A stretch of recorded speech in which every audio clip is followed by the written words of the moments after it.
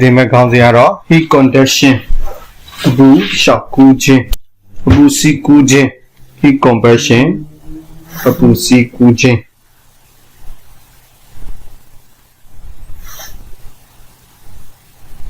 အပူစီးကူးခြင်းဘုဒ္ဓနေရာသင်လိုက်တဲ့ကအပူလျှောက်ကူးခြင်းအပူလျှောက်ကူးခြင်းမှာတော့ဂျာကန်နဲ့မရွေသွားဘူးကက်လျက်ရှိတဲ့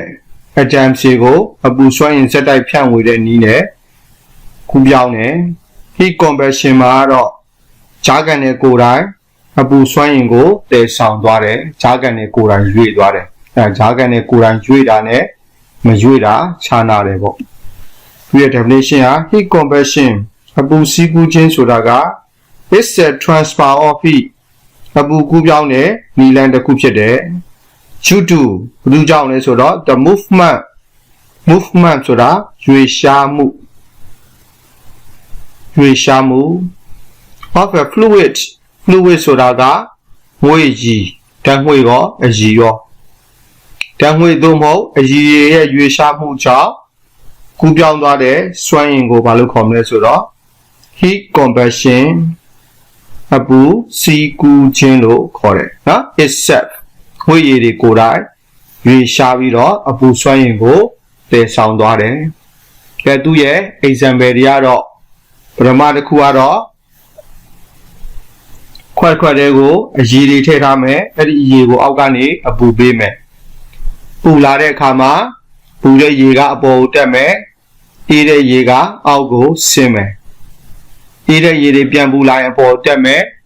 အပေါ်ရေတွေနွေးလာရင်အောက်ကိုပြန်ဆင်းမယ်အဲ့ဒီနည်းနဲ့ငွေ့ရည်တွေကိုယ်တိုင်အပူစွမ်းအင်ကိုတည်ဆောင်သွားကြတယ်ဒီအောက်ခြေမှာတော့ပူတဲ့ရေတွေရှိမယ်ပူတဲ့ရေတွေ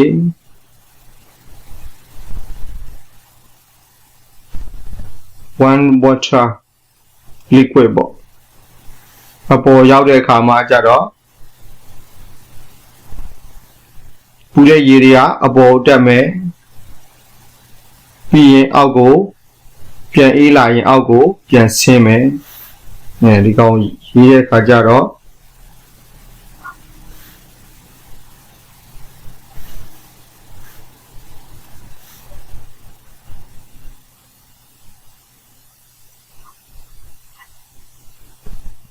liquid ပေါ့ဒါကတော့ warm liquid ပေါ့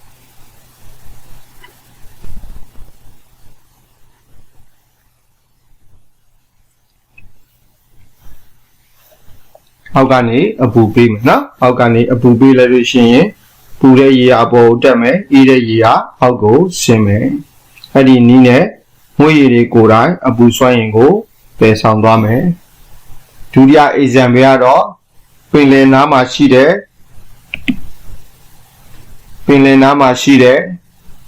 ဒေသတွေကရာသီဥတုမျှတတယ်နေ့လေညခင်းမှာဆိုလို့ရှိရင်ပင်လယ်လေကုန်းတွင်းပိုင်းကအေးနေပြီးတော့ပင်လယ်လေကနွေးနေတယ်နေ့လယ်ပိုင်းမှာဆိုလို့ရှိရင်တော့ကုန်းတွင်းပိုင်းကပူပြီးတော့ပင်လယ်လေကအေးနေမယ်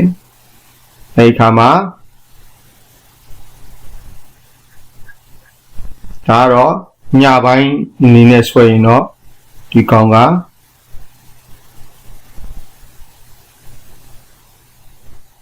coolဒါ warm air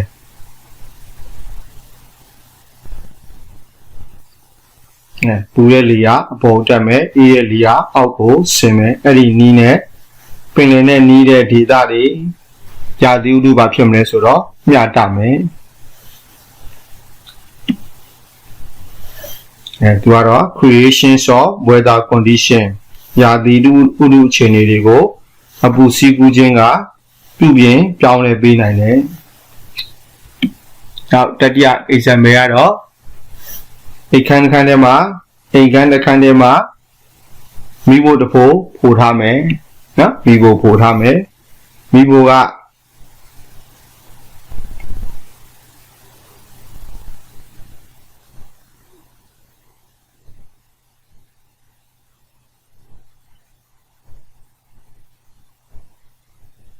မိဘက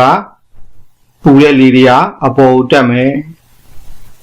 ပူတဲ့လေကအပေါ်ကိုတက်မယ်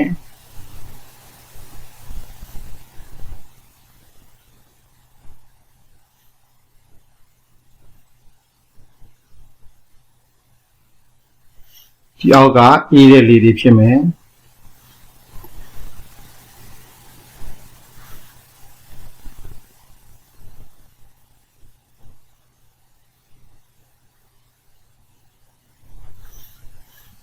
ဒါတွေကအေးတဲ့လေတွေ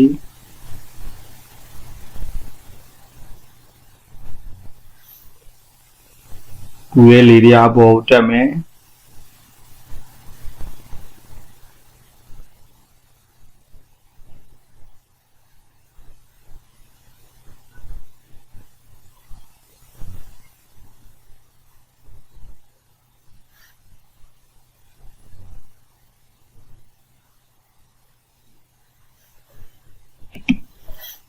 အပေါ်မှာပူနေတဲ့လေတွေဖြစ်မယ် 1air ဖြစ်မယ်အောက်မှာအေးတဲ့လေတွေဖြစ်မယ်အဲ့ဒီနီးနဲ့အခန်းတစ်ခန်းလုံးရဲ့အပူချိန်ဟာ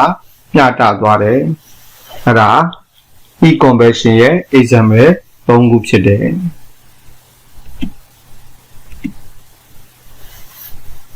ကဲပထမ example မှာအရေတစ်ခုတည်းခွက်တစ်ခွက်ထဲမှာအရေတွေထည့်ထားမယ်အဲ့ဒီအရေတွေအပူစွမ်းအင်ကိုဘယ်လိုသယ်ဆောင်သွားလဲဆိုတာကြည့်ရအောင် When the liquid အရေတွေ in the container ဆိုတာခွက်ပေါ့နော်ခွက်ထဲမှာရှိတဲ့အရေတွေဟာ is heated အပူပေးခြင်းခံရတယ် from the bottom အောက်ခြေကနေအပူပေးခြင်းခံရတယ်The lower parts of the liquid, lower parts အနေဆုံးပိုင်းဆိုတဲ့အတွက်ဒီအပူနဲ့အနီးဆက်ဆုံးရှိတဲ့အပိုင်းကိုပြောတာ of the liquid အရေရဲ့အနေဆုံးပိုင်းဆိုတဲ့အတွက်အောက်ခြေမှာရှိတဲ့အရေ nearest to the heat အပူနဲ့နီးတဲ့အရေတွေဟာအနေဆုံးပိုင်းက sources aqueous s square ဆိုတာရရှိတယ်ဘာရရှိမလဲဆိုတော့heat first ပထမအဆုံးအပူတွေရမယ်ပြီးရင် expand ကျေပြန့်လာမယ် slightly expand ဆိုတာကျေပြန့်လာမယ်ပွားလာမယ်နော်အပူပေးခြင်းခံရတဲ့အရေတွေကပွားလာမယ် slightly အနည်းငယ်ပွားလာမယ် this portion of the liquid အဲ့ဒီပူတဲ့အရေတွေက becomes lighter ပူတဲ့အတွက်ပွားလာတယ်ပွားတဲ့အတွက်ဘာဖြစ်လာလဲဆိုတော့ပေါ့လာတယ်နော်ပူတဲ့လေတွေဟာပူရင်ပွားလာတယ်ပွားလာတဲ့လေတွေဟာပေါ့လာတယ်ပေါ့လာပြီးရင်အထက်ကိုတက်မယ်အပေါ်ကိုတက်မယ်နော်ပူလာမယ်ပူလာပြီးရင်ပွားလာမယ် expand ပွားလာမယ်ပွားလာတဲ့လေရေတွေအရေတွေဟာ lighter ပေါ့လာမယ် then the upper portion အပေါ်ပိုင်းနဲ့စာရင်ပို့ပြီးတော့ပေါ့လာမယ်It then rises အထက်ကိုတက်မယ် and is replaced သူ့နေရာမှာဘယ်သူနဲ့အစားထိုးမလဲဆိုတော့ by cooler နော်အေးတဲ့ရေတွေကအစားထိုးမယ် and heavier liquid အေးရင်လေးတဲ့ဒါကြောင့်မို့လို့အောက်ကိုရှင်းမယ် when the warmer water liquid ပူနွေးတဲ့အရေတွေက arrives ရောက်ရှိသွားတယ် at the cooler region အေးတဲ့အပိုင်းကိုရောက်ရှိသွားတယ် of containerခွက်ရဲ့အေးတဲ့ဘိုင်းကိုရောက်သွားတယ် it began cool အဲ့ဒီနွေးတဲ့ရေတွေကပူနေတဲ့လေတွေကရေတွေကလည်းပဲပြန်ပြီးတော့အေးလာမယ် and heavier ပြန်ပြီးတော့လေးလာမယ် begin to sink again အောက်ကိုပြန်ပြီးတော့ဆင်းလာမယ်နော်ပူတဲ့လေကပွားတယ်ပွားတော့အပေါ်ကိုတက်မယ်ပေါ့တဲ့အတွက်အပေါ်ကိုတက်မယ်အေးတဲ့အရေတွေကလေးလာတယ်လေးတဲ့အတွက်အောက်ကိုပြန်ဆင်းမယ်အဲ့ဒီနီးနဲ့အပူစွမ်းအင်ကိုမွေ့ရည်တွေကိုယ်တိုင်တည်ဆောင်သွားတယ်အဲ့ဒါခွက်ထဲမှာထည့်ထားတဲ့အရေတွေကမွေ့ရည်တွေကိုအပူစွမ်းအင်ကိုဘယ်လိုတည်ဆောင်သွားသလဲဆိုရင်ဒီအကြောင်းအရာကိုရှင်းပြပေးရမယ်ကဲနောက်ထပ် example တစ်ခု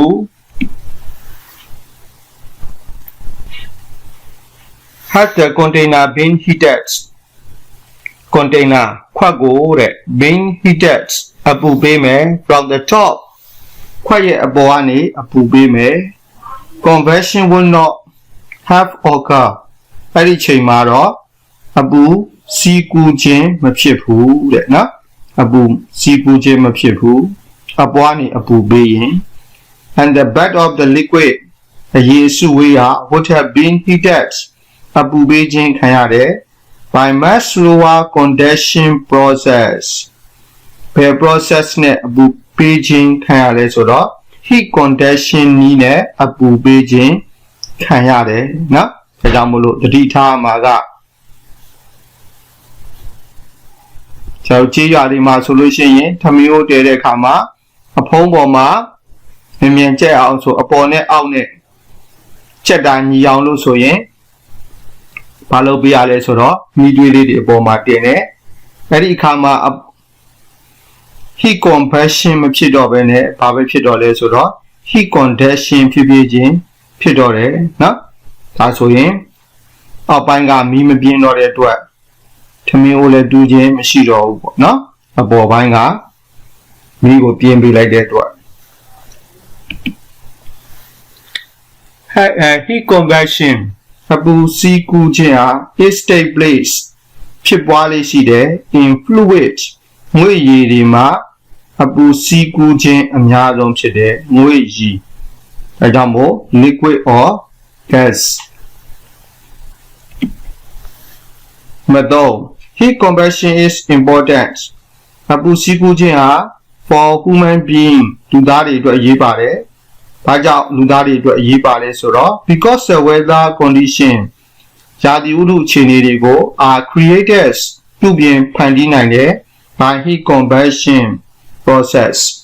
အပူစီးကူးတဲ့ဖြစ်စဉ်တွေကိုသုံးပြီးတော့ရာသီဥတုတွေကိုပြုပြင်ဖန်တီးနိုင်တဲ့အတွက်လူသားတွေအတွက်အရေးပါတယ်ဘာကြောင့်လဲဆိုတော့အေးတဲ့အချိန်မှာနှွေးအောင်လုပ်နိုင်တယ်နှွေးတဲ့အချိန်မှာအေးအောင်လုပ်နိုင်တယ်ဒါကြောင့်မို့လို့ heat conversion ဟာလူသားတွေအတွက်အရေးပါတဲ့ဖြစ်စဉ်တစ်ခုဖြစ်တယ် Then now do the example ပင်လယ်နဲ့နီးတဲ့ကမ်းခြေဒေသတွေဟာရာသီဥတုတွေမျှတတယ်နော်ရာသီဥတုမျှတတယ်ရာသီဥတုမျှတတယ်တောင်ခြေဒေသတွေရာသီဥတုမျှတတယ်ကဲဘာကြောင့်လဲဆိုတာကြည့်အောင် The weather is fair ရာသီဥတုတွေမျှတတယ် At the base of mountain ranges တောင်ခြေဒေသတွေ At the sea coast ပင်လယ်ကမ်းစပ်ဒေသတွေဟာရာသီဥတုမျှတတယ် Lakes and ponds ရေတွင်းရေကန်ကြီးတွေနဲ့နီးတဲ့ဒေသတွေကလည်းရာသီဥတုမျှတတယ်ဘာကြောင့်မျှတလဲဆိုတော့ by heat conversion အပူစီးကူးခြင်းကြောင့်ရာသီဥတုတွေမျှတတယ်ဒါဘာကြောင့်ရာသီဥတုမျှတလဲဆိုရင်အပူစီးကူးခြင်းကြောင့်မျှတတာဖြစ်တယ် is that ဘလို့မျှတတာဘလို့စီးကူးလဲဆိုရင် the hot air ပူတဲ့လေတွေက rises အပေါ်တက်တယ်နော်ပူတဲ့လေတွေအပေါ်တက်တယ် warm air ပေါ့ပြီးရင်အဲ့ဒီနေရာကို is replace အစားထိုးတယ်ဘယ်သူနဲ့အစားထိုးလဲဆိုရင် cooler air အေးတဲ့လေကအစားထိုးဝင်တယ်နော်ပူတဲ့လေကအပေါ်တက်တယ်အေးတဲ့လေကအောက်ကိုဆင်းမယ်အဲ့ဒီနီးနဲ့ပင်လယ်နဲ့နီးတဲ့ဒေသတွေမှာမပူမအေးဖြစ်ပြီးတော့ရာသီဥတုတွေမျှတခြင်းဖြစ်တယ်အဲ့ဒါပင်လယ်နဲ့နီးတဲ့ဒေသတွေ sea coast ပင်လယ်နဲ့နီးတဲ့ဒေသတွေ mountain ranges တောင်ခြေဒေသတွေ lakes and ponds ရေကန်ကြီးတွေနဲ့နီးတဲ့ဒေသတွေမှာဘာကြောင့်ရာသီဥတုမျှတတယ်လဲဆိုရင်အပူစီးကူးခြင်းကြောင့်ဘလို့စီးကူးလဲဆိုရင်ပူတဲ့လေကအပေါ်တက်မယ်အဲ့ဒီနေရာမှာအေးတဲ့လေကအစားထိုးဝင်မယ်ကဲအဲ့ဒါရာသီဥတုဘာကြောင့်မျှတတယ်လဲဆိုရင်အဲ့ဒီအကြောင်းအရာနှစ်ချက်ဖြေပေးရမှာပေါ့ကဲနောက်တတိယအပူစီးကူးခြင်းအိမ်တိမ်ထဲမှာရာသီဥတုတွေမျှတအောင်လုပ်ထားတယ်အလွန်အေးတဲ့ဒေသတွေမှာမီးဖိုလေးတွေ မီလင်းဘိုလေးတွေအိမ်တွင်းထဲမှာတိဆောက်ထည့်ပြီးတော့တိဆောက်ထားတယ်အဲ့ဒီမီလင်းဘိုကြောင့်အခန်းတစ်ခန်းလုံးရာသီဥတုအပူအေးလိုမျှတသွားလဲဆိုတော့ကိုကြည့်ရအောင် in cold regions အေးတဲ့ဒေသတွေမှာ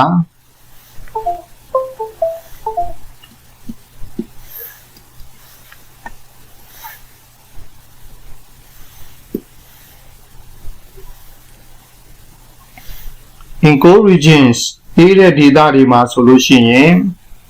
where rooms are heated အခန်းတွေကိုအပူပေးကြတယ် by fan မီးဖိုတွေသုံးပြီးတော့အပူပေးကြတယ် heating is done by convection process ဘယ် process နဲ့အပူပေးကြလဲဆိုတော့ heat conversion နော်အပူစီးကူးခြင်းဖြစ်စဉ်ကိုသုံးပြီးတော့အပူပေးကြတယ် the fluid ဝိရည်တွေ carrying the heat အပူကိုတည်ဆောင်သွားတဲ့ဝိရည်တွေက is the air လူကတည်ဆောင်သွားလဲဆိုတော့လေတွေကတည်ဆောင်သွားတယ် in the room အခန်းတစ်ခန်းတွေကိုဘယ်သူကတည်ဆောင်ပြီးလဲဆိုတော့လေကတည်ဆောင်ပြီးတယ်အဲ့ဒီနီးနဲ့အခန်းတစ်ခုလုံးဘာဖြစ်လာလဲဆိုတော့ပူနွေးလာတယ်ပေါ့နော်အခန်းတစ်ခန်းနွေးအောင်လုပ်တဲ့ရှင်လုပ်ချင်းပေါ့ဟုတ်လား